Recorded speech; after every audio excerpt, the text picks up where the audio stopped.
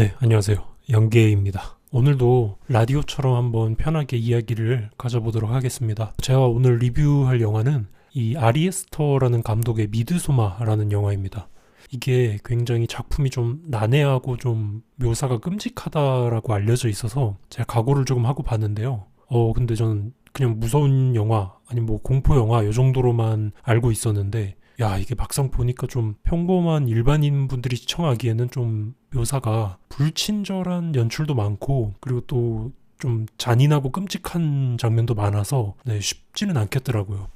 저도 좀 많이 찡그리면서 봤는데, 네, 그래서 이번 미드소마 리뷰는 두 개의 영상으로 나눠서 1화는 이제 여러분들에게 좀 스토리를 최대한 설명을 해드리는 쪽으로 가고, 그리고 혹시라도 이게 좀 난해해서 설명이 필요하다 싶으신 분들은 제가 2화에다가 분석 및 해석 영상을 같이 올릴 테니 같이 한번 봐주시면 좋을 것 같습니다. 네, 그러면 말도 많고 탈도 많은 것 같은 이 미드소마를 한번 제가 말씀드려 볼게요.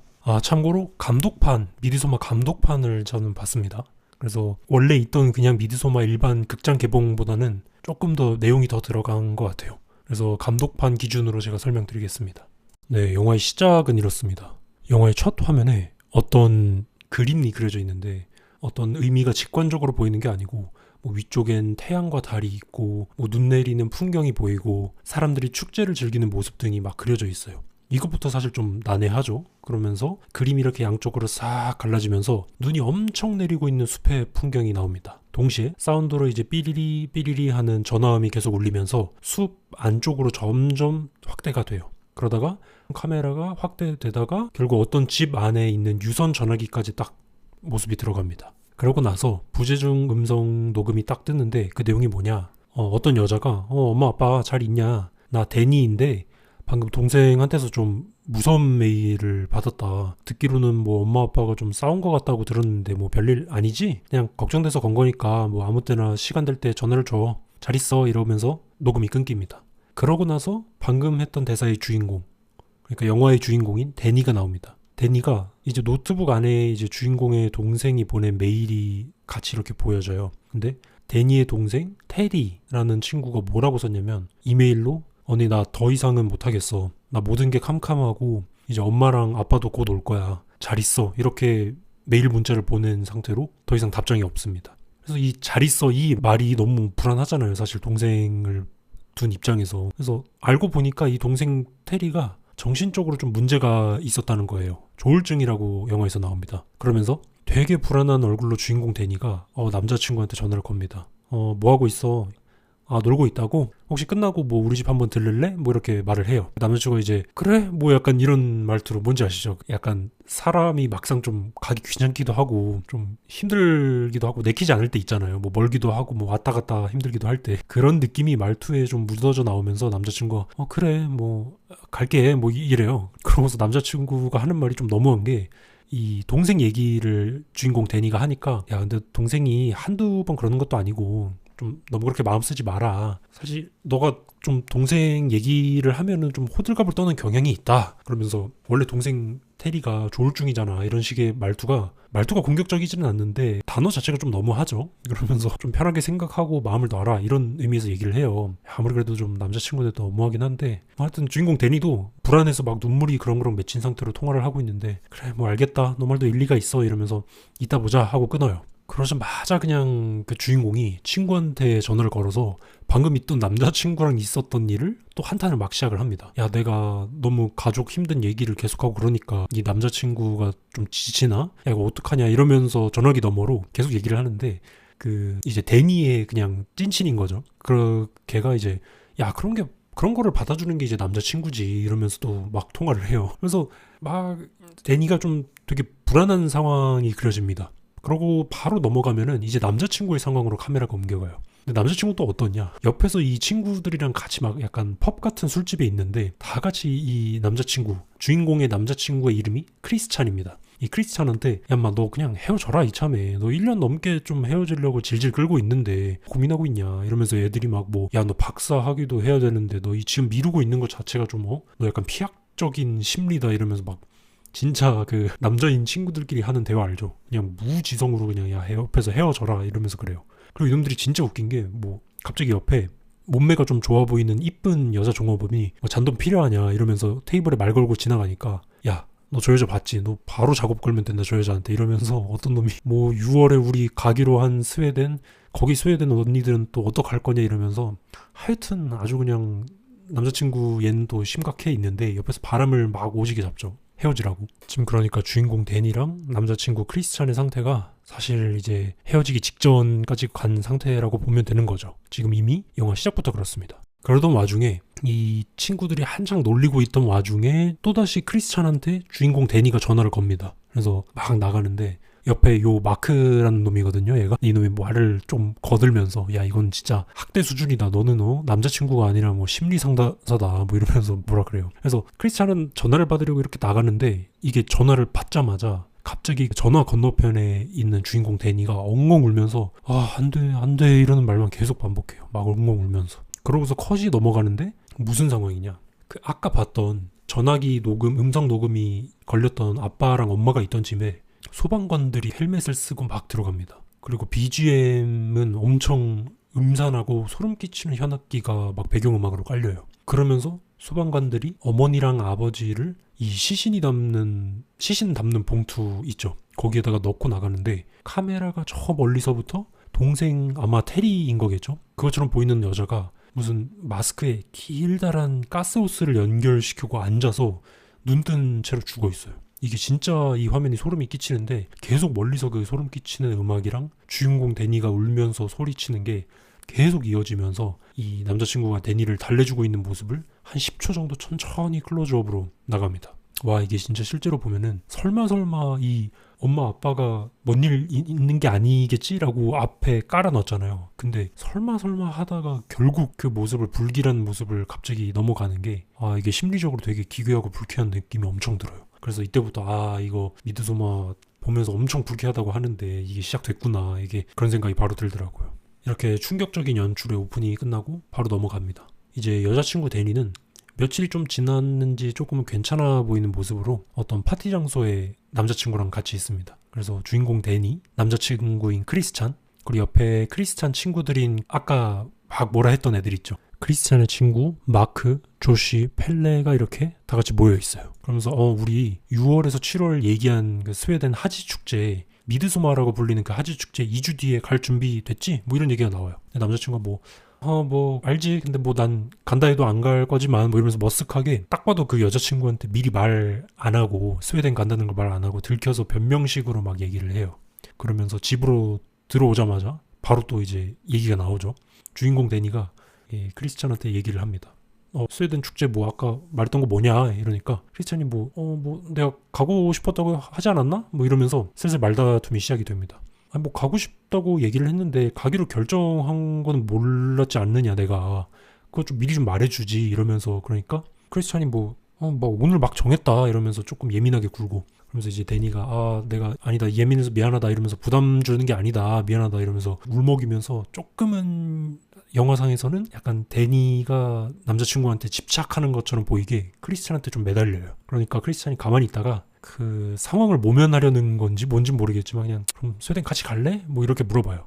원래 말하려 그랬다 약간 이런 식으로. 그러니까 데니가 엥? 진짜로? 뭐 이러는 거죠. 그러고서 바로 화면이 며칠이 지났는지 그 남자친구 크리스찬의 친구들 아까 그 양기 나는 그 친구들 있죠. 그 녀석들이랑 크리스찬이 있는 쪽으로 주인공 데니가 이렇게 넘어와요. 어떤 방에서 여행 얘기를 하고 있는데 데니가 이제 곧 여기로 오기로 했다. 근데 뭐 데니가 이제 들어오기 전에 그 친구들 양키스라고 할게요. 그 양키스 얘네한테 야 데니 여기 이제 올 건데 스웨덴 여행은 그냥 싸우기 싫어서 운만 띄운 거다. 같이 안 갈 거다. 이렇게 이래버려요. 그러니까 이럴 거면 뭐 헤어지지. 아니 크리스찬 얘도 되게 답답한 놈인데 하여튼 그러니까 그 얘기 듣는 애들이 벙쪄가지고 아니 너 뭐 데니랑 같이 간다고 말을 했다고? 그러니까 우리 남자끼리 가는 여행에 여자친구 데리고 오겠다고? 뭐 그런 거죠. 그러니까 크리스찬이 그렇긴 한데 뭐 어차피 말은 했는데 진짜로 가진 않을 거다 뭐 이러면서 얼버무린 다음에 그리고 데니가 들어와요. 되게 방금 전까지 그런 얘기를 했으니까 엄청 머쓱하게 이제 데니는 얘들아 안녕 이러면서 인사를 주고받게 됩니다. 여행 얘기 때문에 좀 되게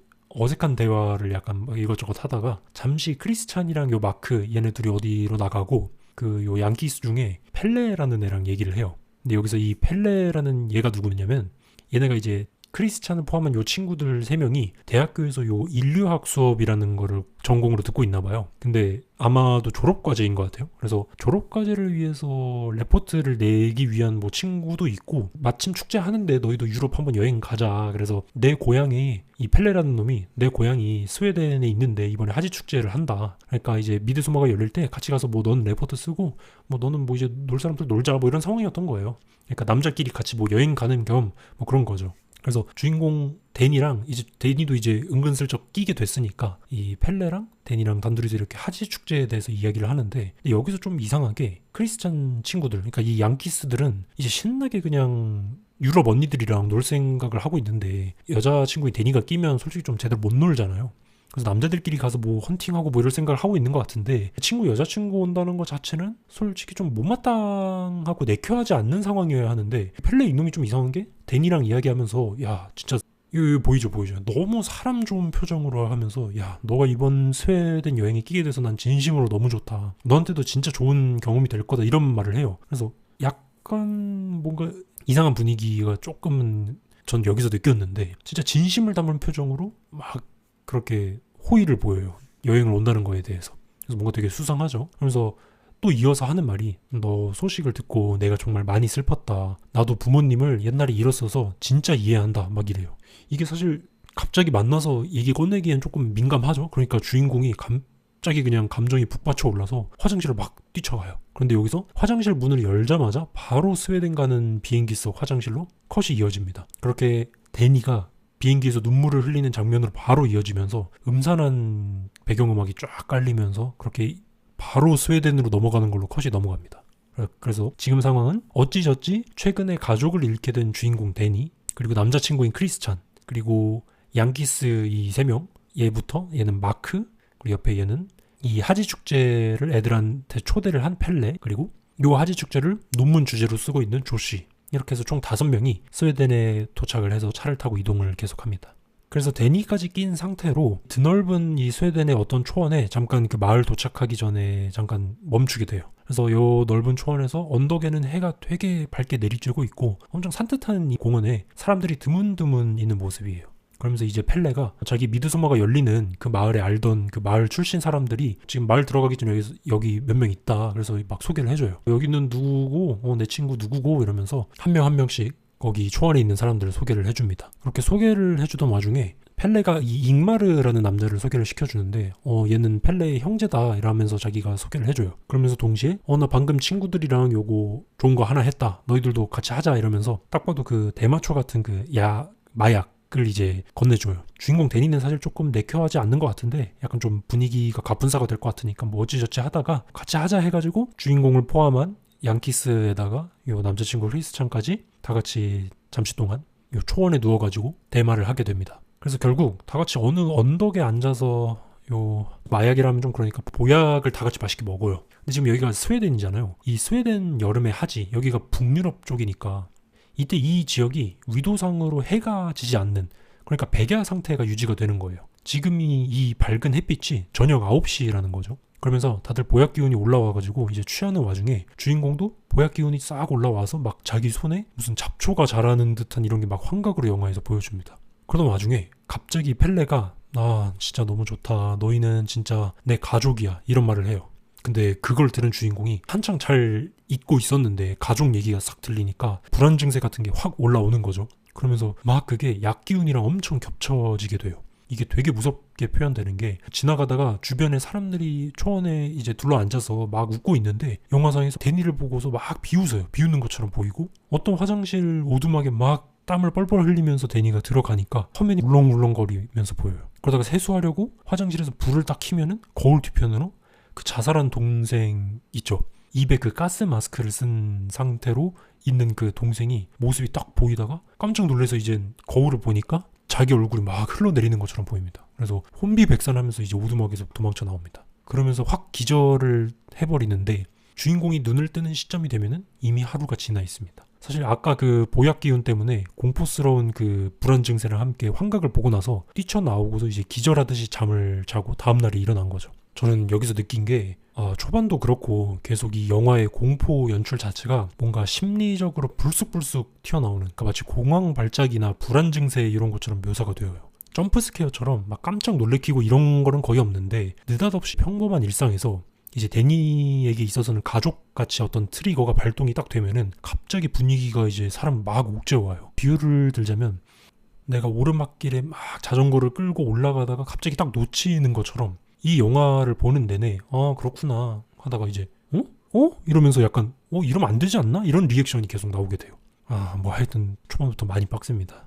그래서 어제 일어났던 그 무서운 일은 접어두고 펠레의 안내에 따라서 이제는 마을로 들어가게 됩니다. 근데 이 마을이 가는 길에 그냥 쉽게 들어갈 수 있는 곳이 아니고 엄청 그 굽이지고 숲속을 오랫동안 일행들이 이렇게 막 헤쳐나가야지만 들어갈 수 있을 정도로 깊은 곳에 위치를 해 있어요. 영화에서는 계속 그 깊은 숲 안으로 길 한 줄 있는 그 길을 따라서 사람들이 이동을 하다가 마지막 나무를 이렇게 헤쳤을 때 드디어 펠레가 말한 마을이 딱 등장을 합니다. 엄청 신비로운 피리 음악 소리와 함께 이 마을의 전경이 보이는데 이 마을 모습을 설명하자면 이래요. 이 마을이 이 숲과 산이랑 그 주위가 다 둘러싸여 있고 그 안에는 엄청나게 넓은 평지랑 초원이 펼쳐져 있습니다. 그리고 그 안에 뚜문뚜문 이렇게 막 오두막이나 나무집들도 있고 그런 좀 높지 않은 적당한 건축물들이 몇 개 있고 그렇습니다. 그리고 햇빛은 아주 그냥 구름 한 점 없이 쨍쨍하고 마치 동화에만 나올 것 같은 그런 마을이 보입니다.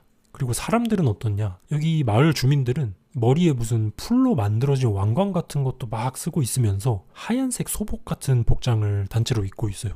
그러면서 이제 막 외지인들이 마을에 놀러 왔으니까 돌아다니면서 반갑다 이러면서 사람들을 각자 막 반겨주고 있습니다. 되게 축제 분위기가 물씬 나는 거죠. 그래서 이제 여기서 상황을 보면은 등산복 복장을 하고 있는 사람들, 이 사람들은 이제 초대받은 외지인이거나 아니면은 오랜만에 마을에 다시 돌아온 이제 펠레 같은 요 고향 사람들인 거죠.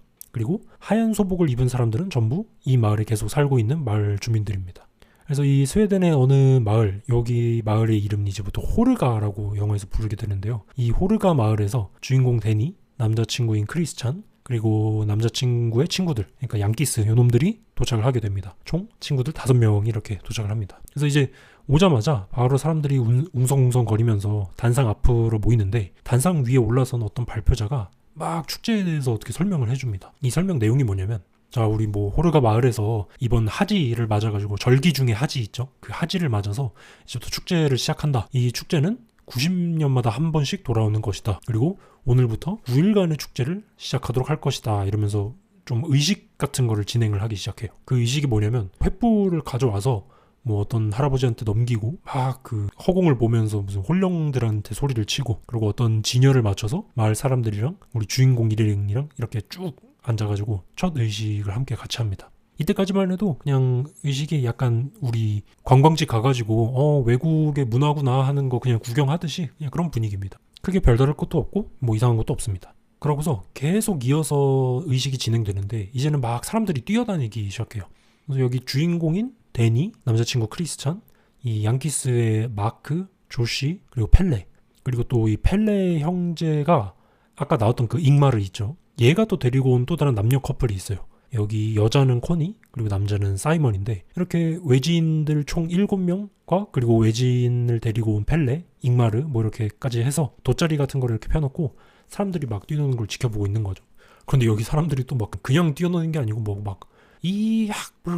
막 이러면서 강강술래를 기차 놀듯이 뭐 이상한 소리를 내면서 막 뛰어다녀요. 그래서 이제 다들 주인공들은 뭐 허허 뭐 별게 다 있구나 뭐 이러면서 지켜보고 있는데 몇 명 참여하러 뭐 뛰어나가고 뭐 이럽니다. 크리스찬도 그 중에 중간에 같이 놀려고 나가죠. 근데 그 와중에 남자친구 크리스찬이 없을 때 알고 보니까 사실 오늘이 주인공인 데니의 생일입니다. 그래서 옆에 있던 펠레가 너무 친절하게 그 아까의 그 사람 좋은 미소 있죠. 그렇게 웃으면서 주인공한테 자기가 그린 그림을 이제 슬며시 줘요. 데니의 생일을 미리 알고 이제 선물을 주는 거죠. 그러면서 이제 데니한테 생일 축하한다 뭐 이런 말을 합니다. 야, 이놈이 이거 남자친구는 뭐 아직 아무것도 안 해줬는데 이거 보면서 펠레 이놈이 이 자식이 이거 좀 아까부터 뭔가 되게 꼬름하다 이런 느낌이 좀 싹 들긴 합니다. 뭐 하여튼 그런 게 지나가고 이제 얘네가 축제가 끝나고 마을 산책을 하면서 좀 노가리를 깝니다. 그래서 코니, 사이먼 뭐 이렇게 얘네랑 또 처음 만남이니까 야 너는 뭐 얼마나 만났냐, 뭐 이 마을은 뭐 펠레야 이 마을은 뭐로 먹고 사냐, 뭐 이런 얘기 이것저것 하다가 외지인들 이제 숙소도 마련을 해줘야 되니까 뭐 이렇게 데리고 가요, 펠레가. 근데 그러면서 이렇게 쭉 별 얘기를 안 하는데 중간중간에 화면에는 되게 뭔가 이상한 것들이 많이 잡힙니다. 이게 제가 말로 해서 그런데 어떤 노란색 텐트 같은 작은 건물이 덩그러니 하나 있고, 또 그러다가는 넘어와서 어떤 철창 안에 갑자기 곰 한 마리가 떡하니 그냥 갇혀 있어요. 이게 뭔 의미인지도 모르겠고, 또 어떤 이상한 그림체로 그려진 막 남자와 여자의 사랑이 그려진 그런 그림이 커다란 천막 같은 거에 이렇게 그려져서 막 빨랫줄에 이렇게 걸려있고 그래요. 이런 것들이 얘네들이 노가리를 까면서 막 중간중간에 나오는데 아직까지는 뭔 의미인지도 모르겠고 그냥 이게 뭐지? 뭐 이런 생각이 계속 듭니다. 전 처음 보면서 무슨 진짜 개연성이 없는 그 꿈 내용처럼 얘네가 다 뭐지? 이거 왜 있는 거지 여기? 이런 그런 기분이 계속 드는 거 아시죠? 막 그런 것들이 계속 나오더라고요. 이상하고 좀 개연성 없는 거를 계속 제시를 하는데, 근데 저는 그게 나중에 짜맞춰지는 재미가 좀 있어서 이때부터 되게 이 미드소마를 보면서 기대하면서 본 것 같아요. 초반에는 와, 이 사람 뭔가 공포를 갖고 올 때 방식이 좀 신선하다라는 게 처음으로 들었고, 이쯤 되면은 이거 되게 은유적이고 상징적이게 많구나, 나중 돼서 이거를 맞추는 맛이 있겠구나, 이런 생각이 막 들더라고요. 이 다음엔 또 어떤 되도 않는 물건이 뚱딴지같이 나올까 이러면서요. 뭐 아무튼 그렇게 숙소를 소개를 시켜줬는데, 이제 펠레가 몰래 데니가 없을 때 크리스찬한테 가서 야 오늘 데니 생일이다 이렇게 말을 해줘요. 그래서 조졌다 싶은 크리스찬이 이놈이 웃긴 게 뭐 또 어디서 뭐 쬐끄만한 케이크 같은 거를 들고 와가지고 데니한테 뭐 생일 축하합니다 그러면서 불러주면서 라이터로 막 불을 붙이려고 그래요. 데니는 이제 이놈 딱 봐도 기억 못하는데 뭐 애쓴다 약간 이런 표정으로 보고 있는 거죠. 불을 붙이고 막 라이터로 그러는데 불이 또 오지기도 안 붙어요. 그래갖고 이거 보면서 좀 너무 민망하더라고요. 그래서 아무튼 그렇게 하룻밤 자고 다음날에 또 일어나게 됩니다. 여기까지 보면은 사실 남자친구랑 이 데니의 상황이 그렇게까지 썩 좋아 보이지 않는 게 많이 느껴지죠. 뭐 아무튼 이제 둘째 날이 됩니다. 그래서 둘째 날은 사람들이 오전부터 이제 다 같이 모여서 이제 밥을 먹는 것으로 시작을 해요. 저기 저 멀리에서 어제 봤던 그 노란 피라미드에서 노인 2명이 이렇게 천천히 걸어옵니다. 그러고서 식탁 가운데에 이렇게 앉습니다. 그리고 그 노인들부터 차례대로 이렇게 쭉 밥을 먹기 시작합니다. 그리고 밥을 다 먹을 쯤 되니까 갑자기 이 주위가 조용해지더니 아까 가운데에 앉았던 그 노인 중에 한 명이 일어나더니 진짜 막 알아들을 수 없는 말을 뭐 이렇게 막 크게 읊조리면서 이상한 숨소리도 같이 내면서 말을 막 합니다. 이게 영화에서 자막도 안 나오고 그래가지고 이 말만이 뭔가 언어인 것 같은데 이게 뭐라고 설명을 해야 될지 모르겠는데 헤이 뭐라 하고서 갑자기 막 이러는데 이게 제가 지금 여기서 따라해서 웃긴 거지, 영화를 실제로 보면은 진짜 똑같습니다. 제가 방금 한 거랑 그냥 똑같아요. 그게 뭐 아무런 배경음악도 없이 막 이러니까 너무 좀 처음 보는 입장에서는 저게 뭐지 싶어요. 이때부터 그 할머니 할아버지 그 노인 2명이 천천히 일어나서 어떤 노래를 부르는데 사람들이 이 두 할머니 할아버지를 의자채로 이렇게 들고 어디론가 이렇게 데리고 갑니다. 그래서 이제 외지인들 입장에서는 이제 뭐 또 의식을 하나보다 모르는데 여기서부터 진짜 뭔가 이상해집니다. 컷이 넘어가면서 마을 사람들이 전부 모여서 막 하염없이 하늘을 쳐다보고 있어요. 그리고 그 와중에 우리 주인공들 크리스찬 그리고 데니, 조시, 펠레가 모여서 같이 구경하러 와 있습니다. 마크는 중간에 졸리다고 낮잠을 자러 갔고요. 그래서 이 사람들이 막 하늘을 계속해서 쳐다보는데 사실 이 사람들이 쳐다보는 게 어떤 절벽이에요.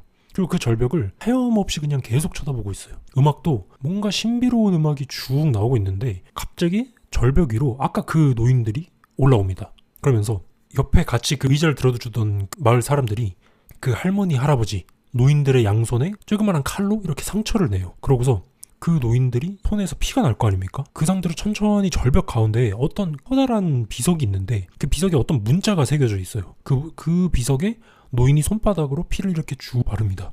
이때부터 너무 이상해지는데 절벽 맨 끝으로 그 노인이 한 명이 천천히 막 다가갑니다.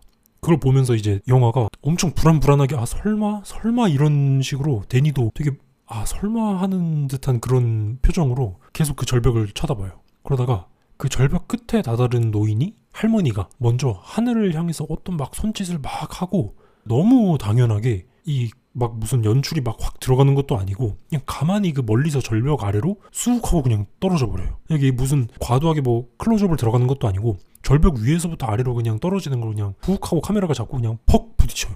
그래서 무슨 머리가 부서진 모습이 막 카메라에 잡히고 그래요. 되게 엄청 징그럽게 보여줘요. 와, 이게 보이자마자 당연히 그 아까 다른 쪽에서 온 그 코니랑 사이먼 그 커플 그 둘도 아니 씨발 뭐냐고, 이게 대체 뭐냐고, 왜 이러냐고, 사람 죽었다고 다들 왜 가만히 있냐고 막 이러면서 혼미백산하고 있고, 주인공 데니도 깜짝 놀란 상태로 얼리 빠져 있고, 막 옆에 있던 크리스찬은 막 토하고 막 이럽니다. 와, 저도 처음 보면서 이게 뭐야 그러다가 생각해보니까 아 맞아, 아까 노인이 할머니 말고 할아버지가 한 명 더 있었지, 이 생각이 딱 드는 거죠. 그래서 와, 그 생각을 하자마자 바로 영화에서 할아버지도 연달아서 절벽 위에 올라간 다음에 그냥 쿵 하고 뛰어내려 버립니다. 근데 심지어 이 할아버지는 떨어졌을 때 아까 그 할머니 같은 경우는 이 바닥 아래에 그 커다란 돌이 있는데 거기에 머리부터 부딪혀서 바로 그냥 뭐 할 것도 없이 그냥 직사를 하는데, 이 할아버지는 다리부터 떨어져서 그런지 다리가 막 부서진 상태로 사람이 죽지는 않고서 막 아파서 소리를 지르고 있어요.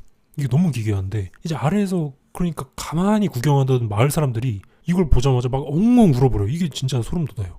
아까 그 할머니가 떨어져서 죽었을 때는 가만히 있다가 이 할아버지가 떨어져 다리가 그 부러진 상태가 화면에 나오거든요. 그거를 보니까 마을 사람들이 막 엉엉 울어버려요. 그거 보면서. 이게 너무 기괴하죠. 그래서 아파서 누워있는 할아버지한테 마을 사람들 몇 명이 이렇게 슬금슬금 가더니 망치를 들고 와가지고 진짜 퍽 하고 그냥 머리를 쳐버립니다. 이게 연출이, 이게 뭐가 생각나냐면 마치 우리가 평소에 졸업식 같은 거 할 때 그 자연스럽게 하는 그 식순 순서가 있잖아요.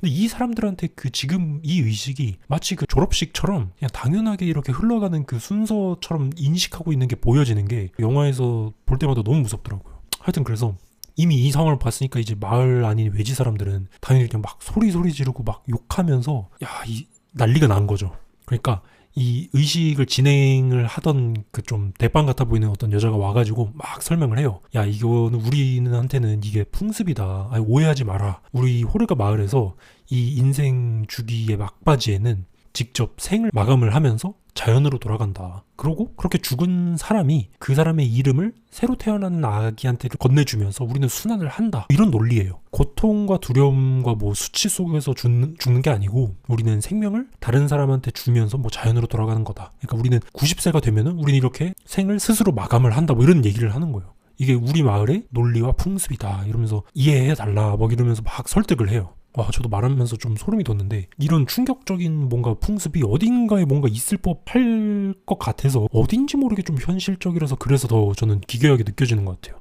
뭐 하여튼 이 의식이 끝나고 이 엄청난 걸 봐버린 주인공들의 반응이 이어집니다. 주인공은 이제 데니죠. 어디 마을 뒤편 같은 데 가서 막 바닥에 꿇고 울어요. 이제 사실 데니 입장에서는 이제 최근에 가족을 잃은 걸 겪었으니까 사람이 죽은 걸 이제 눈앞에서 보면은 충격이 또 엄청난 거죠. 그래서 막 그러면서 울다가 바닥에 쓰러지고, 그리고 어쩌다 보니 크리스찬이랑 조시도 말싸움을 하게 돼요. 그 숙소 같은 데 다시 돌아갔는데 그 의식을 보고서 애초에 이 마을, 그러니까 이 상황이 어떻게 되는 거냐면 미드소마 축제를 논문으로 쓸어온 게 요 흑인 친구인 조시라는 거는 다들 이 친구들도 알고 있는 거죠. 애초에. 그리고 마침 스웨덴 여행 가니까 이제 펠레가 뭐 크리스찬이랑 마크 이런 애한테도 여행 겸 같이 가자 뭐 이런 식이었겠죠. 근데 어쩌다 보니 이제 주인공 데니도 얼떨결에 끼게 된 건데, 근데 크리스찬이 초반부터 차 타고 이제 이동을 하면서 이런 얘기가 자주 나옵니다. 아, 나는 대학원 졸업 논문 주제 뭘 쓸지 아직 모르겠다. 뭐 이런 얘기가 계속 나와요. 그러면서도 은근 이 펠레한테 이 마을에 대해서 좀 조사하는 것처럼 이것저것 물어봐요. 그러니까 영화에서 약간 원래 이 마을을 주제로 쓸려 했던 조시도 설마 하는 약간 눈치를 보는데, 이제 여기서 숙소에서 크리스찬이 그냥 공개를 해버립니다. 나 여기 쓸 거다 이러면서 말싸움을 막 하기 시작해요. 그래서 조시는 야, 너 이거 내가 쓰기로 한 거 알고 있지 않았냐, 너 이렇게 어떻게 뻔뻔하냐 이러면서 막 하다가 이제 크리스찬도 열이 받아가지고 말싸움이 막 격해집니다. 그래서 이놈이 레전드인 게 뭐 몰라 아무튼 나도 이걸로 할 거야 이러면서 크리스찬이 개 뻔뻔하게 그냥 조져버리고 그냥 끝납니다. 그러고서 이놈이 진짜 레전드인 게 나가자마자 숙소를, 그러고서 말싸움을 하고서 숙소를 나가자마자 마을 사람들한테 가서 야, 이거 되게 흥미로운데 이거 행사는 언제죠? 이러면서 막 수첩에 막 이런 거 적으려 그러고, 이거 추모 기간은 어떻게 되느냐 이러면서 진짜 그냥 바로 그냥 논문 제작 모드에 돌입을 합니다. 아주 그냥 레전드죠. 뭐 하여튼 그래서 나름 설명을, 논리를 갖춘 설명을 듣기는 했지만 이제 사람이 죽는 거를 보고 난 이상 약간 상황이 좀 이상하게 변합니다. 크리스찬은 이제 대학원 논문 때문에 이 축제를 계속하려는 입장인 거고, 조시도 똑같죠. 논문 쓰기로. 그리고 펠레는 애초에 이 마을 출신이고, 그리고 마크 이놈은 또 자느라 아까 낮잠 자느라 광경을 못 봤죠. 그 광경을. 그러는 사이에 펠레가 패닉이 온 요 주인공한테 다가와가지고 막 달래줘요. 근데 이놈이 계속 말을 꺼내는 게, 야, 나도 어렸을 때 가족을 잃었다. 엉엉 울고 있는 주인공한테 가가지고, 너가 진짜 뭐 괴로워하는 게 뭔지 안다. 나도 진짜 그 마음 안다. 이래요. 그러면서 또 하는 말이, 남자친구 크리스찬이 진짜 친구로는 좋은 친구긴 하지만 걔가 데니 너를 붙들어주는 느낌이 나냐? 뭐 이러면서 주인공 손을 붙잡아요. 저는 근데 여기서 보면서 진짜 무서웠던 걸 느낀 게, 보통 이런 상황을 보면은 사실 손 잡고 이러고 약간 이런 의미가 원래 펠레 이놈이 주인공한테 마음이 있어서 이 틈에 남자친구랑 헤어지게 하려고 하는 거구나라고 생각을 하잖아요. 보통 영화 그런 식으로 약간 좀 전개를 하잖아요. 근데 이놈 눈빛이 진짜 광기인 게, 진짜 그런 이성적인 그런 의도 하나 없는 것처럼 마치 진심을 다해, 이 눈망울을 보세요. 그냥 진심을 다해 위로를 해주고 있어요. 그래서 너무 무서워요, 이놈이. 뭐 이성적인 그런 의도가 하나도 안 보이고, 뭐 이 말이 이상한 게 아니다, 괜찮다, 이해한다 이러면서 요 순한 눈으로 말하는데, 와, 이게 진짜 영상을 보면서 펠레 이놈이 진짜 소름이 돋습니다, 여러분. 뭐 하여튼 그러던 와중에 이제 저녁이 되어 주인공 데니와 크리스찬이 이 마을에 있을 건지 얘기를 하게 돼요. 사실 이제 크리스찬은 논문 때문에 여기에 계속 있자고 하게 되는 입장인 거고, 데니는 충격을 받아서 막 나가자고 하는 의견이 갈리게 되는 거죠. 그러면서 서로 의견이 갈리면서 슬슬 말싸움이 시작되다가, 그래, 크리스찬이, 그래, 데니 너는 나가고 난 여기 있을게, 이렇게 하면서 점점 감정 싸움으로 넘어가기 시작합니다.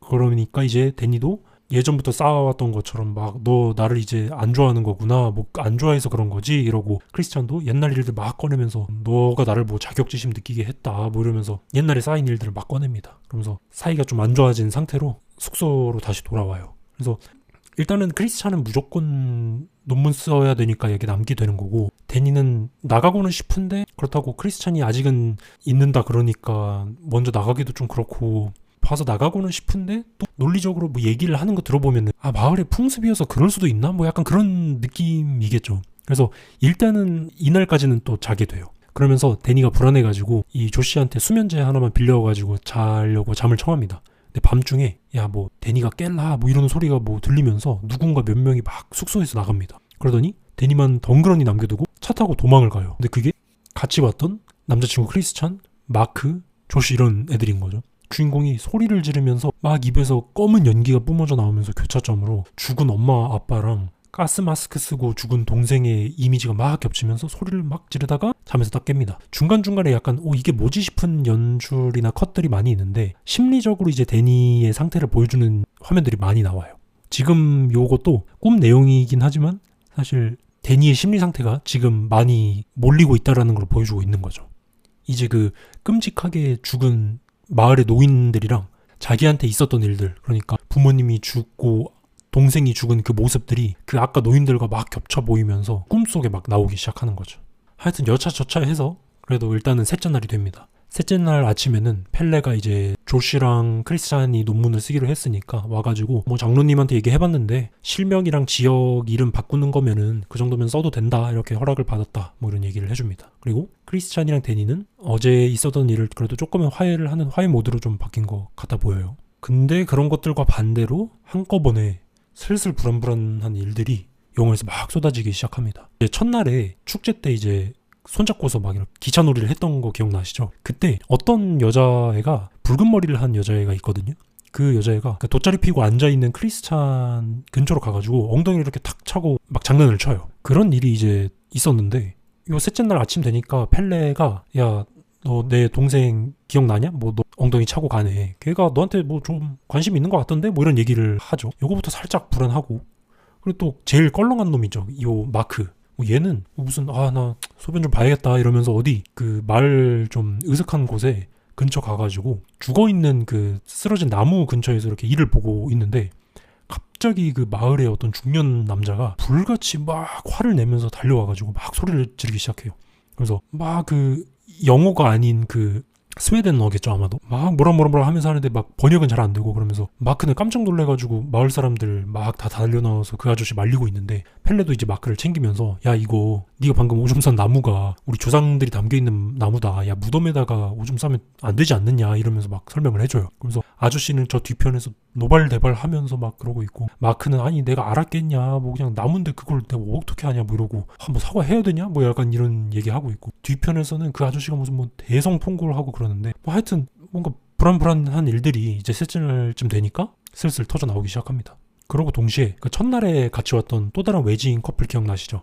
그 코니랑 사이먼, 이 둘이 그 첫날에 그 절벽에서 뛰어내린 거 보고 충격을 엄청 받았었던 거잖아요. 그래서 이제 오늘도 나가기로 했었나 봐요. 근데 마을 사람들이 한 명 와가지고 이 코니 보고, 야 사이먼 아까 먼저 떠났다 이러는 거예요. 그래서 코니가 아니 날 버리고 먼저 갔다고? 아니 그럴 리가 없다 이러면서 막 그 마을 사람이랑 말싸움을 하다가, 됐다 내가 찾아보겠다 이러면서 막 화나가지고 찾아서 나가고, 그리고 옆에서 또 주인공 데니는 그 사실을 또 옆에서 듣게 돼요. 셋째 날쯤 되니까 뭐 이런저런 일들이 계속 좀 불안불안하게 터지게 되는 거죠. 그러던 와중에 원래부터 여기 논문 쓰기로 했던 조시 있죠. 이 친구가 마을에서 이제 이런저런 논문용 조사를 하고 있었는데, 사제쯤 돼 보이는 좀 직급이 높아 보이는 노인이 어떤 어두운 방 안에서 이 조시한테 되게 성심성의껏 요 호르가 마을의 룸 문자에 대해서 알려주는 거를 영화에서 보여줍니다. 그런데 그 문자들이 중간에 그 엄청 얼굴이 일그러진 마을의 남자아이인 이름이 루벤이라는 애가 있어요. 중간에 영화에서 살짝씩 등장을 합니다. 근데 이 룸 문자들이 그 노인이 설명하면서 저기 저 루벤이라는 아이가 쓰고, 그거를 우리 장로들이 문자를 해석한다. 그러니까 저 아이가 우리 룸 문자를 써 내려가는 아이다. 그리고 저 아이는 우리 마을에서 근친상간의 결과로서 이렇게 계획적으로 경전을 쓰기 위해서 만들어진 거다. 뭐 이런 얘기를 합니다. 그래서 우리 마을의 경전과 뭐 룸 문자가 어떤지에 대해서 되게 좀 자부심 있는 그런 얼굴로서 막 이렇게 설명을 해줘요. 근데 이제 조씨는 보면서 뭔가 태연하게 근친상간에 대한 얘기를 하는 걸 보면서 약간은 당황을 하면서, 동시에 뭔지 모르게 그 룸 문자에 대해서 되게 매혹된 모습을 보입니다. 그래서 이렇게 각자 할 일을 하다가 이제 식사 시간쯤이 돼가지고 얘네를 다 같이 모으게 되는데, 이제부터 진짜 이상한 일들이 일어납니다. 맨 끝에 이 사진 보시면은 요 펠레, 맨 끝에 있는 요 펠레는 마을 출신이고, 그리고 주인공 데니는 아까 그 코니랑 사이먼 얘기를 들었잖아요. 사이먼이 먼저 갔다. 그걸 옆에서 들었으니까 왜 사이먼이 먼저 갔지? 이상한데? 뭐 이러고 있는 상황이고, 그리고 옆에 있는 크리스찬은 논문을 써야 되는 것도 있고, 또 여자친구 말 그냥 옆에서 대강 들으면서 그냥 감정 없는 그런 위로와 공감, 뭐 이렇게 뭔 느낌인지 알죠? 뭐 그런 식으로, 뭐 마을 저분이 트럭 자리가 없어서 사이먼 먼저 갔다 했으니까 뭐 그런 가보지 뭐 이러고 있고, 이 조씨는 아까 그 마을의 장로한테서 들은 근친상간 얘기랑 뭐 룸문자 때문인지 머릿속으로 되게 골똘하게 무언가를 생각을 하고 있죠. 그리고 옆에 요 마크 이놈은 애초에 둘째 날에 절벽에서 뭐 일어난 일도 못 봤고, 그리고 이놈은 사실 그냥 중학생이랑 정신 연령이 그냥 비슷한 놈이에요. 그래서 이놈은 별 생각도 안 하고 있고, 뭐 지금 그런 상황인 거죠, 지금 이 상황이. 그런데 이 식사 시간에 있어서 일들이 벌어집니다. 요 크리스찬이 먹던 타르트에서 막 애들이 옆에서 보는데 뭐 무슨 털이 나오길래, 야 너 거기 털 아니냐? 뭐 이러면서 막 그래요. 그러고 갑자기 어떤 마을의 여자가 또 다가와서 마크를 데리고 가면서, 야 너한테 뭐 보여줄 거 있다 이러면서 데리고 갑니다. 이거부터 그냥 꿈 내용 같죠. 뭔 상황인지 모르겠죠. 여전히 조씨는 요 룸문자를 해독하고 해석하는 데 있어서 엄청 사로잡혀 있는 모습이죠.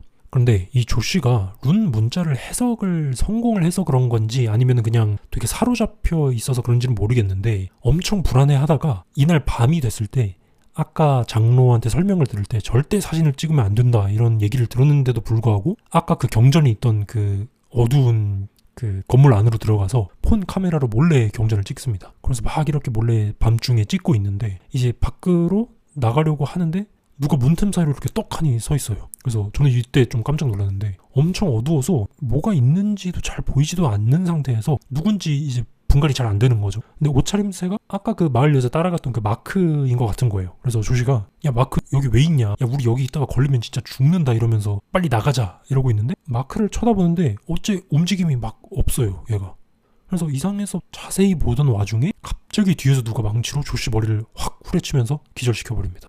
그러면서 화면에 이 마크인 줄 알았던 남자가 얼굴을 이렇게 쑥 불쑥 들어오면서 보이는데, 와 이건 좀 끔찍하더라고요. 이거를 설명을 드리자면, 이 위에서 아래로 마크처럼 보였던 그 남자가 내려다보는데 카메라를, 이게 마크가 아니고 마크의 옷차림이랑 똑같은데 마크의 그 얼굴 가죽을 뒤집어 쓴 어떤 누군가인 거예요. 그래서 막 짐승 같은 울음소리 같은 거를 막 내면서 쓰러져 있는 조씨를 바라보다가 어딘가로 질질 끌고 갑니다. 와 이게 실제 사진으로 보면은 엄청 끔찍한 정확한 묘사는 아닌데, 근데 아까 여자가 그 마크를 데리고 가서 어떤 일을 당했을지를 상상하게 만드는 게 되게 끔찍하더라고요. 하여튼 그렇게 그날 밤이 지나고 이제 조시랑 마크는 이미 사라진 거죠. 이제 주인공 데니랑 크리스찬은, 마크는 뭐 원체 아시죠? 중딩 수준이라 어디서 있겠지 뭐 이런 식으로 생각을 하고, 사실 조시랑은 크리스찬은 이제 감정 싸움을 했잖아요. 논문 겹치는 것 때문에. 그래서 사이가 안 좋은 상황이라 그렇게 사라져도 챙기지도 않는 모습을 보입니다. 그럼 이쯤 되어서 상황이 어떻게 되는지 한번 보자면, 주인공 데니와 그리고 남자친구 크리스찬은 일단 논문 때문에 어쩔 수 없이 이 마을에 남아있는 상황인 거죠. 데니는 나가고 싶어 하지만. 그리고 옆에 있는 펠레는 사실 원래 이 마을 출신이니까 넘어가도, 같이 왔던 조시랑 마크는 어젯밤에 어딘가로 사라진 거죠. 그리고 사이먼은 진짜로 약혼자인 코니를 먼저 버린 건지는 모르겠지만 일단 마을 밖으로 사라지고, 코니도 그걸 찾아서 사라지고, 그래서 지금 남은 이 마을의 외지인은 크리스찬과 데니 딱 둘뿐입니다.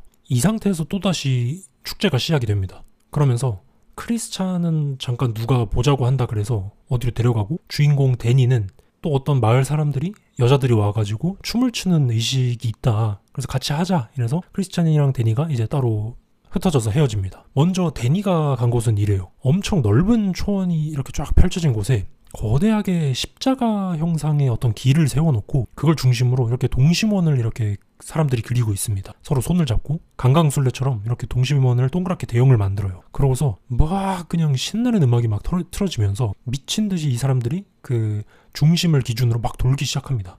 그러면서 이 축제를 들어가기 전에 뭔가 허브차 같은 거를 이 사람들한테 나눠주는데, 데니도 마시게 되는 거죠. 근데 알고 보니까 이 보약 기운이 좀 있는 그런 차인가 봐요. 첫날 보약을 했을 때처럼 발등에서 풀이 막 자라는 그런 좀 징그러운 모습이 이 보약 기운에 취한 데니의 눈에 막 보이고 그럽니다. 한편 크리스찬은 한 5평도 안 돼 보이는 방에 들어가 있습니다. 그래서 벽화가 이것저것 그려져 있고, 그런 상황에서 어떤 나이가 많은 마을의 여자가 크리스찬이랑 이렇게 딱 단둘이 앉아서 설명을 해요. 근데 그 설명 내용이 뭐냐? 너무 되도 않는데 느닷없이 크리스찬, 너는 마야에 대해서 어떻게 생각하냐 이래요. 마야가 누구냐면은 맨 처음에 그 엉덩이 치고 갔던 붉은 머리 여자 있죠. 펠레가 마야가 너한테 관심 있는 것 같던데 그 애입니다. 근데 이 여자가, 너는 마야와의 짝짓기가 승인이 되었고 점성술로도 너와 마야는 이상적인 짝이다, 이런 말을 해버려요. 크리스찬이 당연히 이걸 듣고 좀 어이가 없으면서도 이놈이 진짜 또 레전드인 게, 그걸 뭔가 곰곰이 생각을 하다가 딱히 거부를 안 하고, 뭐 보는 사람이 없으면 뭐 이런 식으로 말하고 나와요. 저는 이걸 이제 보면서 이제 어차피 마음속으로 크리스찬 이놈은 뭐 헤어질 생각을 다 해놨고 그냥 질질 끄는 거긴 한데, 근데 그걸 제외하더라도 이 이상한 마을에서 짝짓기 얘기하고 뭐 이러는데 무슨 깡인지는 모르겠지만 갈등하고 있다는 것 자체가 그냥 한 대 그냥 쥐어받고 싶더라고요. 뭐 아무튼 그런 이상한 얘기를 들은 크리스찬이 밖으로 나옵니다. 그리고 밖에서 한창 데니가 강강술래를 하고 있는 걸 구경하러 나와서 앉아요. 그리고 여기서 설명드릴게, 이 강강술래가 그냥 단순히 도는 게 아니에요. 돌다가 막 원이 한 3개쯤 있으면은 그들이 막 대형을 또 바꾸고 위치를 또 이동하고 막 이러는데, 이 중에서 만약 누군가가 이거를 춤을 계속 추다가 지쳐서 나가 떨어지면 오케이 정지 하고서 그 사람 빼고서 계속 마지막 한 명이 남을 때까지 도는 거예요. 일종의 이제 게임인 거죠. 1등을 가려내기 위한. 그러면서 안 그래도 방금 먹은 그 보약 기운도 올라오고 사람들이 한둘 떨어져 나가는데, 이 데니가 사실 미국 사람이면은 스웨덴어를 모르는 거잖아요. 지금까지 영화에서도 스웨덴어가 나오면은 데니는 잘 못 알아듣는 그런 모습을 보입니다. 근데 이게 보약 기운 때문인지 뭐 그런지 모르겠지만 갑자기 그 옆에 있던 그 마을 주민과 스웨덴어도 갑자기 할 줄 알게 되면서 소통을 하고 화면도 정신없이 막 돌아가고 그럽니다. 그러다가 결국 한 명 한 명씩 떨어져 나가다가 마지막으로 주인공 데니가 혼자 딱 남게 됩니다. 그래서 사람들이 엄청 축하해주면서 왕관을 씌워주고 와 다 달려들어가가지고 막 야 너가 5월의 여왕이 됐다 이러면서 사람들이 엄청 축하해주고 그럽니다. 근데 이게 보약 기운이 돌아서 그런지 얼떨떨하게 주인공이 여왕 대접을 막 받으면서 가마도 받고 머리에 왕관도 씌워주고 뭐 이래요. 그래서 축제 때 막 사람들이 옆에서 막 축하해주니까 뭐 얼떨떨하게 조금 머쓱하게 고마워요 뭐 약간 이런 느낌의 표정을 지으면서 그러고 있는데, 아직까지는 뭐가 뭔지 잘 모르는 거죠. 기운도 막 지금 정신도 잘 없고. 그렇게 결국 5월의 여왕으로 당선이 된 우리 주인공 데니가 만찬을 먹으러 식사 장소로 도착을 하게 됩니다. 근데 이때부터 진짜 화면이 우리가 마치 보약을 먹은 것처럼 화면이 울렁울렁거립니다. 뒤편에 숲이 막 일렁거리고 식탁 위에 음식이 막 꿈틀거리면서 이게 되게 아직까지도 무서워요. 그냥 사람들 얼굴을 보고 있으면은 잘 안 느껴지는데 이거 대체 음식이 뭔 재료지? 하면서 제가 한번 쳐다봤는데 막 그 화면에서 그 효과를 줘가지고 꿈틀거리는 그 모습이 나옵니다. 뒤에 있는 숲들도 마치 살아 움직이는 것처럼 움직여요. 꿈틀거려요. 그리고 만찬 식사에 이제 크리스찬도 같이 앉게 되는데 얘도 사실 아까 어떤 여자가 준 보약을 이미 먹은 상태였어요. 그래서 이 만찬 시간에 계속 그 컨디션이 안 좋아 보이는 상태로 되게 불안해하고 있고 만찬을 먹으면서 이거는 전통이다. 뭐 5월에 여왕 되셨으니 요거 드시면 됩니다. 뭐 이러고 있는데도 혼자 막 못 즐기고 다른 사람들 다 막 왁자지껄하게 뭐 이렇게 얘기하고 있는데 자기만 혼자 식은땀을 줄줄 흘리면서 몸도 제대로 못 가누고 있어요. 그렇게 밥을 다 먹고 나서 이제 5월의 여왕님께서는 가마를 타고 어디로 가시면 됩니다 뭐 이러고서 사람들이 가마 태워주고 데니를 어딘가로 보내고 크리스찬은 어떤 꽃이 뿌려져 있는 곳으로 사람들이 이렇게 인도를 해줘요. 이제 슬슬 막바지에 다다르는데 그 아까 조씨가 경전 사진 찍다가 마을 사람한테 당해가지고 기절한 그 장소 있죠. 그 장소로 크리스찬을 이동을 시킵니다. 그래서 크리스찬이 아무것도 안 입고 알몸 상태에서 가운만 걸친 상태로 사람들이 주는 뭐 연기랑 뭐 이런 것들을 들이마시면서 안으로 홀린 듯이 들어가요. 이미 아까 보약 기운 때문에 컨디션도 안 좋고 그리고 사람들이 계속 뭐 이런저런 환각 같은 것들을 유발시키는 물질들을 이렇게 하니까 홀린 듯이 그냥 이렇게 얘가 이동을 하게 되는 거죠. 하여튼 뭐 나름 설명을 하자면 이런데 진짜 직관적으로 이해가 안 되는 것들이 투성이기는 합니다. 그래서 이 연기의 성분이 뭔지도 모르겠고 아까 준 그 허브티의 재료가 뭔지도 모르겠고 이러는데 홀린 듯이 그냥 따라가는 겁니다. 몽롱한 상태로. 그래서 결국 어떤 방 문 앞까지 도착을 해요. 그래서 크리스찬이 천천히 그 문을 열고서 안으로 들어가니까 무엇이 있었느냐. 저는 이걸 처음 봤을 때 너무 머릿속으로 직관적으로 이해가 안 돼가지고 너무 그 불쾌한 감정이 먼저 들었거든요. 설명을 해드리면 이래요.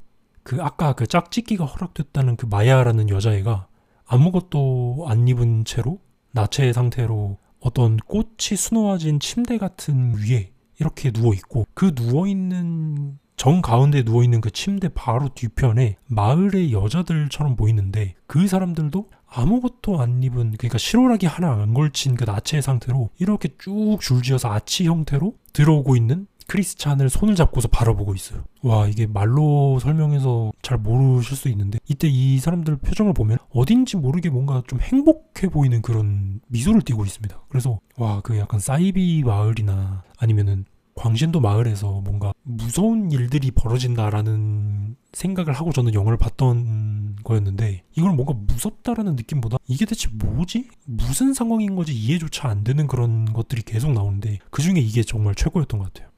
그러고서 홀린 듯이 이제 크리스찬이 가운을 이렇게 싹 벗고 천천히 그 마야라는 여자한테 다가가서 이제 관계를 가지기 시작합니다. 와 근데 이 장면도 너무 이상한 게 막 이렇게 관계를 가지다가 뒤에 있는 여자들이 막 무슨 뭐 노래를 불러주고 그것도 되게 막 뭔가 음산해요 엄청. 하여튼 아무튼 뭔가 좀 기분이 많이 더럽습니다. 그래서 그거를 둘이서 관계를 가지는 걸 막 지켜보고 있는 거죠. 손을 잡고서 이렇게 아치 형태로 이렇게 둘러싸고서 그래서 뭐 막 알 수 없는 울음소리들을 막 따라내고 뭐 그러면서 이렇게 관계를 가지고 있는 크리스찬이랑 마야를 계속 바라보면서 계속 막 뭔가 중얼중얼거리고 막 그래요. 제가 뭔가 잔인한 거는 그냥 저냥 봐도 와 이렇게 뭔가 이해 안 되면서 뭐지 싶은 게 저는 가장 충격을 많이 받는 것 같더라고요. 그 중에서도 단연 원탑이었습니다. 뭐 하여튼 한창 그 경전이 있었던 그 어두운 방 안에 크리스찬이 그런 상태로 있고 가마를 타고 이동하던 데니가 어찌 모르게 그냥 불길한 마음이 들어서인지 그 주인공이 그 크리스찬이 있는 그 집 있죠. 저쪽을 보면서 근데 저기서는 뭐 하는 거냐 이런 얘기를 해요. 그러더니 마을 사람이 그냥 안 가는 게 나을 거다 뭐 이런 얘기를 그냥 슬며시 합니다. 데니가 뭔지 모를지 그냥 이끌려가지고 갑자기 이상한 기분이 들어서인지 그 집 쪽으로 천천히 이렇게 걸어간 다음에 아까 그 크리스찬이 열고 들어갔던 그 문을 틈을 살짝 열어서 그 사이를 봐버립니다. 그 간격을 목격을 해버리는 거죠. 그래서 진짜 주인공 데니가 그거 보자마자 숨이 헉 하고 막히면서 너무 충격을 받고 슬퍼서 이제 막 뛰쳐나와서 막 울음을 터뜨립니다. 그러면서 막 이 눈물을 흘리면서 슬퍼하면서 소리를 지르면서 이 숙소까지 이렇게 가는데 그 근처에 한 대여섯 무리 정도 되는 마을 여자들이 이렇게 막 따라와요. 데니 주변으로. 그러면서 숙소까지 와가지고 이 바닥을 부여잡고 엉엉 울고 있는 이 주인공 데니 옆에 이렇게 다 같이 몰려와서 데니를 이렇게 낮은 자세로 같이 바라봐 주면서 이렇게 있다가 이 여자들이 한두 명씩 이렇게 슥슥 있다가 이 사람들도 땅에 엎드려서 점점 데니를 따라하면서 막 울면서 절규해요. 근데 그 울면서 그 절규하는 게 이 사람이 울면은 뭐 이제 그냥 뭐 흑흑흑 이렇게 울 수도 있지만 약간 톤이 있잖아요. 이러면서 약간 울잖아요. 근데 그 톤이랑 그 리듬을 똑같이 그 데니 옆에 와글와글 모여가지고 똑같이 그 톤과 리듬으로 똑같이 따라하면서 울어줍니다. 그래서 엄청 막 절규하는 그 목소리가 데니의 목소리에서 점점 그 옆에 여자들로 이렇게 막 덮여가요. 이게 대체 뭐 하는 건지도 모르겠고 울고 있는 데니 옆에서 대성통곡을 같이 하는데 이 영상으로 보면은 진짜 너무 기괴하고 이상해서 진짜 뭔 상황인지 머릿속에 한 번에 직관적으로 파악이 안 됩니다. 그래서 후반부쯤 되니까 이제 무서운 거는 안 나오고 이제 무서운 거보다 그냥 와, 이 마을 사람들 대체 뭐지 싶은 것들만 계속 막 이렇게 나오게 되죠. 그러다가 이제 관계를 결국 끝마친 크리스찬이 갑자기 뭐 정신이 드는 건지 아니면 보약 기운이 뭐 날아가서 그런 건지 모르겠는데 막 갑자기 벌떡 일어나서 나체로 뛰쳐나가서 도망을 가요. 그러다가 어떤 화단을 막 이렇게 지나치면서 보는데 진짜 소름 돋게 어떤 사람의 발이 이렇게 거꾸로 화단에 그냥 박혀 있습니다. 근데 이게 흑인의 발인 거예요. 그러니까 조슈인 거죠. 여기 스웨덴에 있는 마을에서는 사실 전부 백인이고 외지인들 중에 놀러온 사람 중에 흑인은 조슈만 있었으니까 그 화단에 있는 발은 당연히 조슈의 발인 거겠죠. 그래서 그걸 보고 크리스찬이 너무 무서워서 미친 듯이 막 뛰어다니다가 그 마을 사람들 마주치는 사람들을 다 피해서 어떤 오두막 같은 걸 하나를 발견해서 그 안에 싹 숨습니다. 근데 거기에는 또 뭐가 있냐면 닭들이 이제 바닥에 잔뜩 모여 있어서 막 뭐 모이 같은 걸 먹고 있어요. 근데 그 위로 어떤 사람 얼굴 하나만 이렇게 일자로 떠 있는 거예요. 얼굴만 이렇게 떠 있어요. 공중에. 와, 이게 뭐야 하면서 크리스찬이 천천히 다가가서 그 얼굴을 자세히 보니까 며칠 전에 그 코니를 두고 먼저 갔다던 사이먼 기억나시죠? 그 사이먼이 줄 같은 거에 공중에 이렇게 매달려서 묶여 있는 거예요. 근데 그 묶여 있는 방식이 너무 끔찍한 게 눈에는 눈을 팠는지 그 눈에다가 어떤 노란색 꽃 같은 게 양눈에 이제 끼워져 있고 등가죽이 아예 열려버린 상태로 그 열린 가죽을 무슨 줄 같은 거에 꿰가지고 이렇게 벽에다가 매단 상태인 거죠. 그렇게 해서 이제 공중에 뛰어나온 거예요. 이거는 영화를 보시는 분들은 끔찍한 거를 좀 못 보시면 많이 주의를 하셔야 될 것 같아요. 이 상태에서 이제 등 안에 있는 그게 막 보이는데 그건 많이 좀 끔찍합니다. 저는 보면서 와, 이게 뭔 상황이지 이러다가 가끔씩 나오는 이런 끔찍하고 고어한 묘사는 그냥 넘길 때가 많거든요. 그냥 그렇구나 이러는데 이거는 조금 안에 그걸 적나라하게 한번 잡는 샷이 있어요. 그건 조금 조심해야 될 것 같습니다. 어쨌든 그래서 크리스찬이 그 모습을 보고 사로잡혀 있다가 깜짝 놀라서 뒤를 확 도니까 마을 남자가 이미 따라붙어서 그 마취 성분이 있는 듯한 어떤 가루를 후 하고 불어서 크리스찬을 바닥에 기절시킵니다. 그래서 이제 결말에 들어가게 됩니다. 이제 이런 상태에서 결국 크리스찬이 눈을 뜨게 되는데 크리스찬은 어떤 의자에 마취 기운 때문에 아무것도 할 수 없이 그냥 손도 까딱 못한 상태로 그냥 앉혀져 있고 5월의 여왕이 된 주인공 데니가 꽃들의 몸이 온몸이 다 뒤덮인 상태로 이제 단상 맨 가운데 앉아 있어요. 그러면서 진행자가 막 얘기를 합니다. 그러면서 이제 이 마을이 사실 어떤 계획을 했던 건지 다 밝혀지게 됩니다. 사실 그게 무엇이냐? 우리 이번 호르가에 5월의 여왕이 새롭게 탄생을 했고 앞으로 호명하는 이 9명이 제물로서 바쳐질 거다 이럽니다. 그리고 그거를 그 한 명을 여왕이 골라주면 됩니다 이러는 거예요. 이게 무슨 말이냐? 사실 이 미드소마라는 축제 자체가 애초에 90년에 한 번씩 돌아오는 거였잖아요. 근데 그 90년에 한 번씩 돌아올 때마다 이 사람들을 산 제물로서 9명을 바치는 거예요. 그 90년에 한 번씩 돌아올 때마다 사람들 9명을 바쳐야 된다는 거예요. 그리고 그중 4명은 반드시 외지인이어야 되고 그리고 4명은 호르가 출신 마을 주민 그리고 나머지 1명은 그냥 여왕이 선택한 한 명 이렇게 해서 의식으로서 인간을 9명을 바쳐야 된다는 거였죠. 사실 펠레가 대학교 친구들을 데리고 온 이유가 바로 이거였던 거죠. 이 외지인 4명을 바쳐야 되기 때문에. 이게 진짜 생각하면 아직도 너무 기괴한데 이 9명의 제물 중에 외지인으로 바쳐져야 하는 4명이 이제 곧 나무에다가 그 오줌 쌌다가 얼굴 가죽이 벗겨져 버린 그 마크 그리고 경전을 몰래 사진 찍다가 마을 사람한테 들켜서 당해가지고 죽은 조씨 그리고 또 다른 외지인 커플 코니와 사이먼 이렇게 4명이 되는 겁니다. 그리고 이제 마을 사람들 중에 또 제물을 바쳐줘야 되는데 소름 돋는 게 얘네는 이걸 또 영광 같은 걸로 생각하는지 잉마르랑 또 어떤 마을 사람이 한 명이 또 지원을 해요. 그러고서 아마도 둘째 날에 죽었던 노인 2명 같아 보이는 인형 2개까지 해서 마을 사람 4명까지 그래서 외지인 4명 마을 사람 4명 총 8명이 제물로서 선택이 됩니다. 그리고 이제 여왕이 직접 선택해야 하는 1명이 남은 거잖아요. 9명 중에 8명을 골랐으니 그래서 그 1명을 고르기 위해서 크리스찬과 또 다른 마을 사람 1명 중에 누구를 한 명으로 선택을 할 거냐, 여왕이 골라주십시오, 이렇게 마을 사람이 여왕한테 얘기를 합니다. 근데 이때 화면이 어떻게 되냐, 마취 기운 때문에 몸을 꼼짝도 못 움직이는 크리스찬이 뜬 눈으로 마치 제발 나를 고르지 말아줘 이런 모습을 보이면서 댄니를 바라보고 있어요. 그러면서 영화가 바로 다음으로 넘어갑니다. 그 다음 컷이 그래서 뭐냐, 그 의식을 위해 지어진 노란색 피라미드 건물 안에 4명의 외지인 마크, 조시, 그리고 코니랑 사이먼이 가죽만 벗겨진 상태에서 그 가죽 안에 무슨 밀랍을 채워둔 상태로 벽에 기대져 있어요. 그리고 코니와 사이먼을 데리고 온 잉마르와 또 다른 마을 사람 1명, 그리고 둘째 날에 죽은 노인들을 본딴 인형 2개까지 해가지고 총 4명. 그래서 외지인 4명과 마을 사람 4명에서 총 8명이 그 피라미드 안에 밀랍으로 싹 채워진 무슨 지푸라기 집더미 같은 그런 더미 위에 이 사람들이 안치가 딱 되어 있어요. 그리고 마지막으로 그 벽에 안치되어 있는 8명 가운데 정가운데로 누가 있냐, 곰 가죽이 씌워진 채로 이 마취당해서 꼼짝도 못하고 있는 크리스찬까지 해서 총 9명이 제물로서 피라미드 집더미 안에 이렇게 앉아 있습니다. 결국 댄니는 이제 크리스찬을 제물로 선택을 한 거죠. 그 상태로 마을 사람들이 천천히 와서 자원한 마을 사람 2명한테 이 두려움을 없애주는 약이다 이러면서 혀에 뭔가를 떨궈주고 집더미에다가 불을 붙여버립니다. 그리고 피라미드 밖에서 온 마을 사람들이랑 이 댄니가 모여가지고 그 집이 불타는 걸 지켜보는데, 이게 막 불타오르면서 안에 있는 9명이 제물로 바쳐지는 거잖아요. 근데 사실 크리스찬은 이제 살아서 고통을 느낄 수 있는데 마취돼서 꼼짝을 못하니까 이제 산채로 불태우는 고통을 느끼는 거죠. 그리고 마을 사람인 잉마르랑 또 어떤 그 1명까지도 산채로 이제 불태워지는 거죠. 그걸 이제 밖에서 마을 사람들과 댄니가 이렇게 지켜보면서 노란 건물이 활활 타오르는 걸 밖에서 지켜보는데, 이 마을 사람들이 마치 그 비명인 것 같지만 어쩌면 또 환희라고도 느낄 수 있는 그 애매한 그 어딘가에 섞인 소리를 막 지르면서 몸을 막 비틀고 꼬면서 막 소리를 지르면서 지켜보게 됩니다. 이게 뭐가 말도 안 되는, 뭐 이해가 안 되면서 너무 공포스러운 상황이 이어지는데, 그러던 와중에 주인공이 이 눈물 섞인 표정으로 그 불타는 모습을 보면서 살짝 입가에 미소를 띄우면서 영화가 끝이 나게 됩니다. 확실히 파괴력이 엄청나죠, 이 영화가.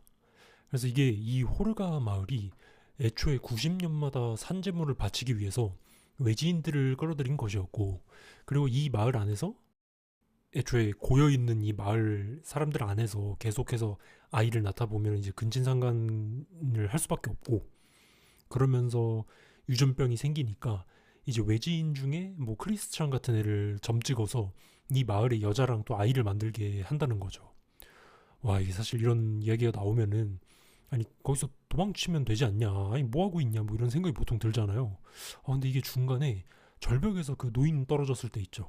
그거를 막 와서 해명하는 거 있잖아요. 근데 그게 진짜 엄청 묘하게, 진짜로 묘하게 좀 설득력을 갖추고 그 나름의 이유를 대가지고 진짜 현실적으로 이런 데가 뭔가 있을 것만 같다라는 생각이 계속 들더라고요, 영화를 보면서. 네, 이렇게 아리에스터 감독의 영화 미드소마에 대해서 스토리를 제가 이렇게 쭉 한번 말씀드려봤습니다. 근데 이게 여러분들이 제 설명을 들으시고도 이해가 안 되는 지점이 더 많으실 거예요. 당장 저도 이제 처음 영화 보면서 이게 뭐지 싶은 게 너무 많았는데, 제가 생략해서 이제 말로써 들은 여러분은 더 궁금증이 많겠죠.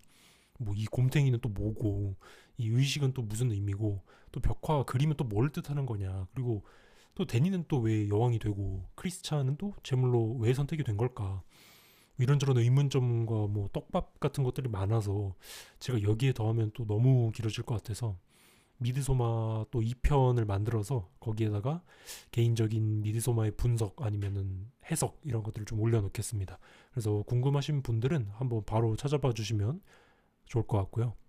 네, 오늘은 이렇게 해서 아리에스터의 미드소마 감독판을 스토리 한번 설명을 해보았습니다. 네, 저는 지금까지 영계였고 들어주셔서 감사합니다.